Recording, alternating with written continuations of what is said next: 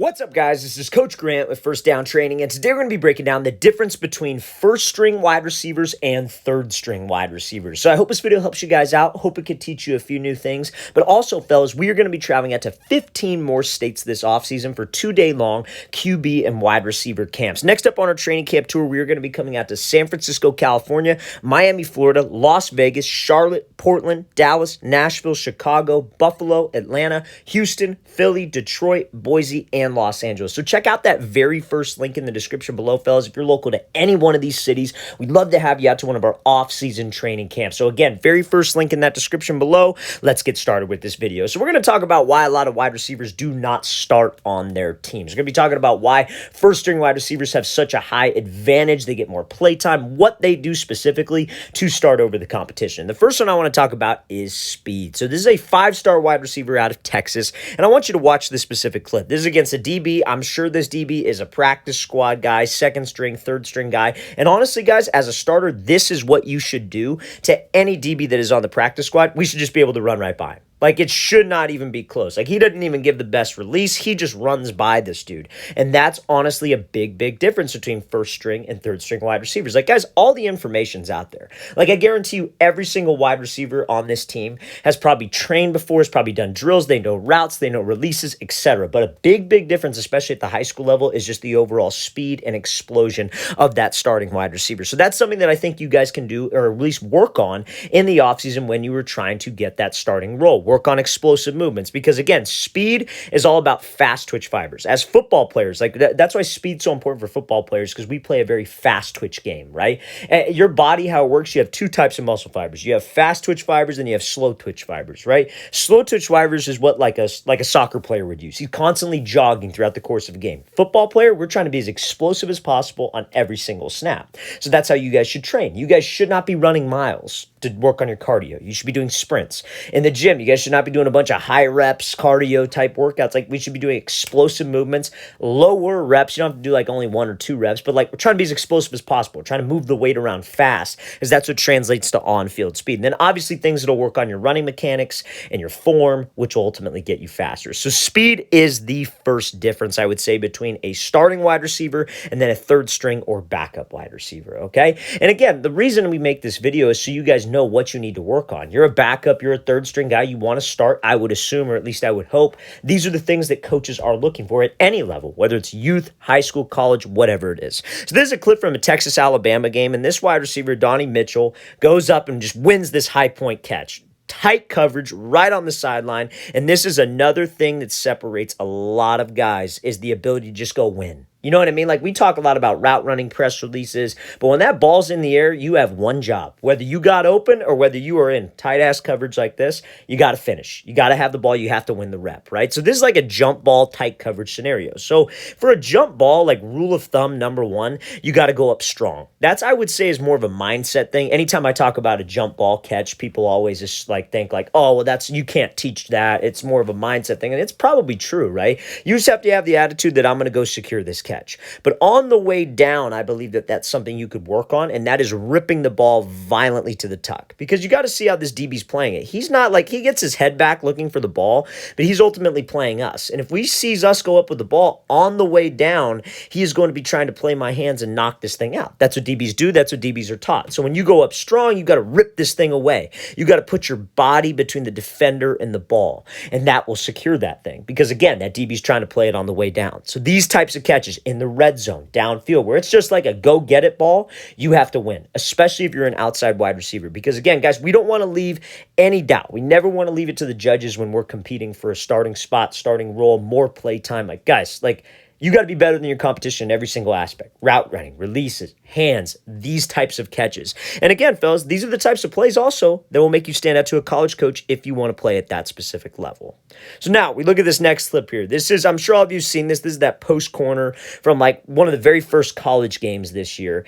And this is another example of just like a highlight reel type play, a play that we don't expect you to make, right? So let's watch this thing full speed. So especially where we live in Southern California, right? There's a ton of wide receiver talent out here. There's just a ton of talent in general, right? So like what separates, certain wide receivers, than other wide receivers? Because everybody's fast, everybody's athletic, everybody's got good hands, everybody's got a receiver coach like me who teaches them certain things, they play at a high level, whatever it is. Like everybody's got that. Why are some guys starting and why aren't some guys starting? And it's what you can do when you put the shoulder pads on, right? Do you have the training that you've done in the offseason, the work? And some people don't work like others. That's another big reason, right? Like if you're a starter and versus a third string guy, like I make this video for the guy who is working hard, who's a second string, third string guy, and they're doing everything that they can, and maybe they still haven't gotten an opportunity, and this is what they need to work on specifically. But then there are some guys who just don't deserve it. Some guys who just think that they're just because they were born, they deserve a starting spot. Like you have to put in actual time, actual work, actual reps. And there are people that don't do that, and that definitely shows. But if you're doing that and you're still not playing, guys, a lot of it comes down to what plays can you make when you have the pads and the helmet on, when it matters, right? Everybody looks good in 7-on-7. Everybody looks good in practice. What do you do when the pads and the helmet come on? So when you are training, you have to train for these specific situations. You have to train how you fight, right? That's like what they would say in boxing or like in the military. Train how you'd fight. That's how you should do in football. You should train exactly how you play the game. Put yourself in these types of situations. Work sideline catches, work jump ball catches, work different route running things. That's what we're going to talk about in the next clip with Travis Hunter. But guys, like you have to work on these certain things so you can apply them in a game. So this catch right here, I call this a hydrant catch. This is something that I'll work on with my wide receivers. We'll work on because, again, a lot of people, you'll put information out there saying this is how you make a sideline catch or a toe tap catch. And people say, oh, you can't teach that. You just have to practice it. But there's different terminologies or different coaching like trigger phrases that might apply for an athlete. And something I tell my athletes is you want to do a hydrant catch. So what does that mean? Like I'm sure you guys have all seen like a picture in like a book or a cartoon of like a dog like peeing on like a fire hydrant, right? And what does he do? He lifts his leg up, right? So what we'll do with our receivers is we'll throw them a sideline pass and we'll say hydrant, quote unquote hydrant. Hydrant means that you are going to reach as far as you can with either your right or your left leg, depending on what side you're on. So you're going to reach far. And you see how he's reaching out of bounds. But when you're reaching far, that helps you gain more ground to catch this pass. And guess what? You drag the back foot on the hydrant catch. So you reach and you drag, and you reach absolutely as far as you can, and you keep the back foot connected to the grass, because now he caught a pass that if he just kept both feet on the sideline and tried to reach, he may not be able to get to. But now since he reached out of bounds and he reached as far as he could, brought his foot off the ground, kept his back foot connected, he makes this type of play. So guys, that's what I'm talking about. Like the training that you do should replicate an exact game situation that's going to help you stand out. Because guys, they want receivers who make highlights and who make big plays. They don't want receivers who are just average guys. Like anybody could run a 3-step slant and catch the ball. Anybody could run a hitch and catch it wide open and get tackled for a 6-yard gain. But the guys who start, especially if you're in a high competition market like Florida, Texas, California, all make these big types of plays. So let's play this thing again, full speed one more time. This is a great example of obviously a great post corner route. We haven't even talked about route running yet. We're going to in a second here. But again, those types of highlight plays, train like how you play the game. All right, so now, next thing I want to talk about here, this is a clip with Travis Hunter, and this is a great example of route running IQ. So I think nowadays, as the receiver position, like we've said in the past, it's one of the most competitive positions around. Everybody's athletic, everybody's fast, at least if you're a starter, you know what I mean? You have to be able to go up against DBs every single play.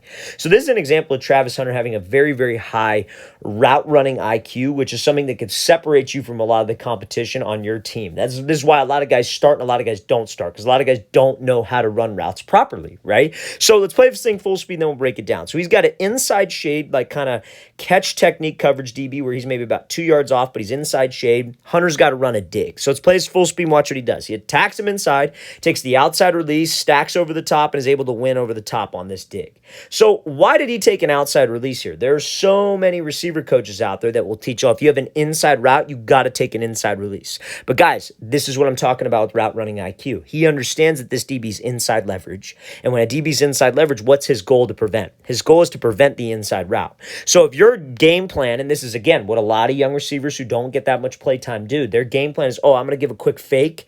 I'm uncomfortable taking the outside release. You got to be comfortable doing the uncomfortable stuff. They're uncomfortable with the outside release, so they're going to, I'm going to give a fake, and then I'm going to go inside. That DB is going to keep his leverage. He is going to get hands on you because that is his responsibility in press coverage, is to disrupt timing with the quarterback. And if you force it and he gets hands, and let's say he squeezes you inside and you're running your dig, and let's say you catch it in one-on-ones, you might, because you're on the opposite hash and it's one-on-ones. In a real game, you're running into other defenders, other routes. The spacing is crappy on the play. Guys, everything goes wrong. So again, it comes down to having a route running IQ. Let's attack him inside. Let's make him think we're going to do that, because what do you think that's going to make him do? Make him move, because his sole responsibility being inside shade. Don't get beat to the inside. Force everything to the sideline. So let's use that to our advantage, guys. Let's fake like we're going inside. Let's get him to move off his platform, and let's take this outside release. Now, some of you are probably thinking, well, what if I don't have speed like Travis Hunter and I can't stack him? What if this DB's right on my hip? Guys, playing the receiver position a lot of the time is about reacting as well. So if he's right on your hip, you take that inside hand and you swat this DB on the shoulder, swat him on the hip, and you slip under him. At least you kept time. If the break point is maybe like a fraction of a second slower because you had to do the throw by, but you kept spacing and you kept timing with your quarterback, who cares if the break is a half a second slow? You got off a press, you maintained time, and you got up into the route. Guys, if you're getting jammed off the line and rerouted, that quarterback will not look your way. And again, that's what keeps a lot of receivers off the field. They don't know how to run routes properly, and it's all based on the DB. How you run routes is based on the DB's leverage, the distance off the line, and what route you have. Let's play this thing again full speed one more time. Great job by Hunter showcasing a high route running IQ and getting separation on that dig. All right, fellas, really want to thank you for watching. I really appreciate it. If you have any questions at all, don't hesitate to leave those in the comment section below. Always appreciate the feedback. Always great to hear from you guys. And again, fellas, if you would like to come out to 15 more states we are coming to this year, check out that very first link in the description below. We're coming all the way out from Charlotte, North Carolina, Houston, Texas, all over the country. So very first link in that description below if you'd like to sign up for one of our off-season camps. I'll see you guys next time.